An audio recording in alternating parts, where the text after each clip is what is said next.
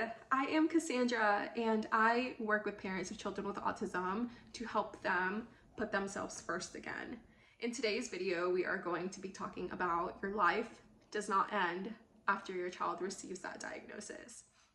And what no one really tells you whenever they receive that diagnosis.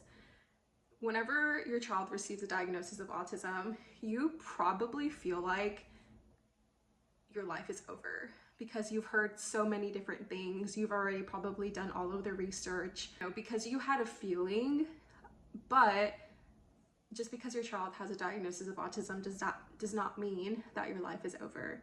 In fact, it is now enhanced by a beautiful child that does things so differently, and I feel like that's just so beautiful.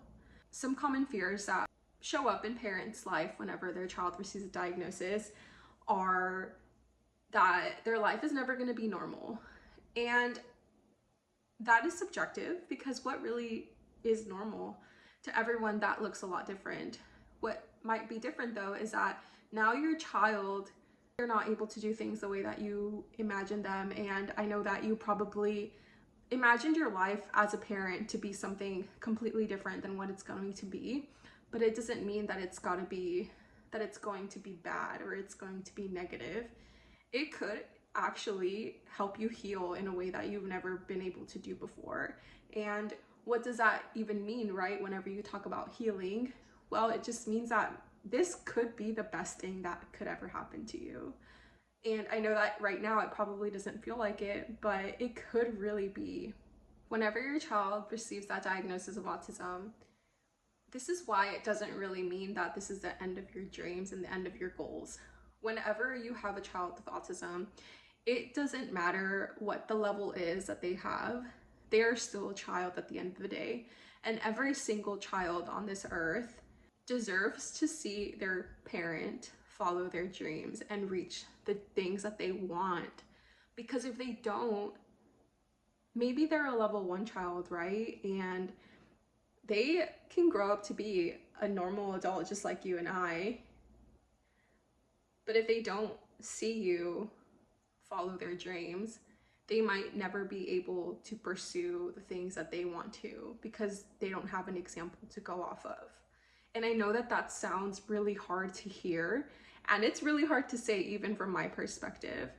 But if you don't follow your dreams, you don't give your child the example for them to follow theirs. And it's so important that you still pursue your dreams because this is your life. If you dedicate all of your time to your child and you don't dedicate any time to you and what you want, yes, you might feel like you're whole and you're fulfilled in that moment, but what's going to happen when they get older, right? I think that a lot of parents see their children as a little baby and as someone that they have to take care of. And for most children with autism, especially in the beginning, they are just children, but children do become adults just like everybody else. And what's going to happen whenever your child maybe is able to move out, and maybe they're not, and maybe you're going to become their caretaker for the rest of their life, and that's okay too. But even then, you should still be pursuing the things that you want. Because even though your child may not be able to do things that, a typical adult might be able to, it doesn't mean that they're not watching you. And it's part of the quality of life, right? We want the best for your child, but you also should want the best for you too.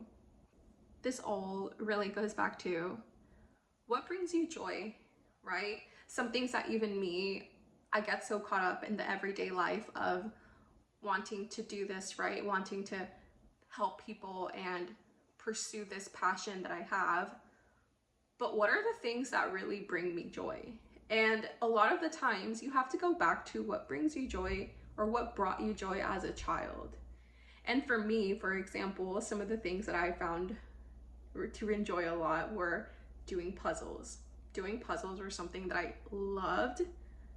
And so what are some of the things that whenever you were a child, whenever you were growing up, brought you so much joy? What are the things that you like to do? And it doesn't matter if there are things that you feel like, well, that's for children, I shouldn't be doing that. But it's all about connecting to your inner child, and your childhood. Those are some things that are gonna help you heal too. And I know I say that word a lot, is like healing, but I truly believe that having a child with autism is gonna bring out some things in you that you probably didn't expect to come up.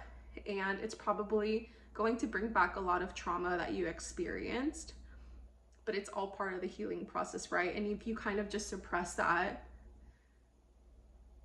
then your child's gonna feel it too, right? And at the end of the day, I know as much as you know that you want the best for your child.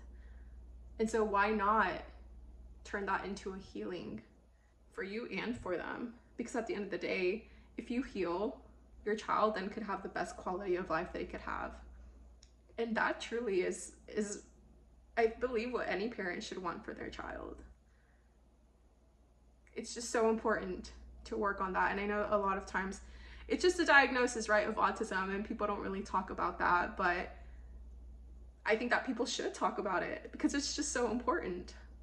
Overall, that's mainly what I wanted to talk about today, is your life does not end whenever you receive the diagnosis of autism.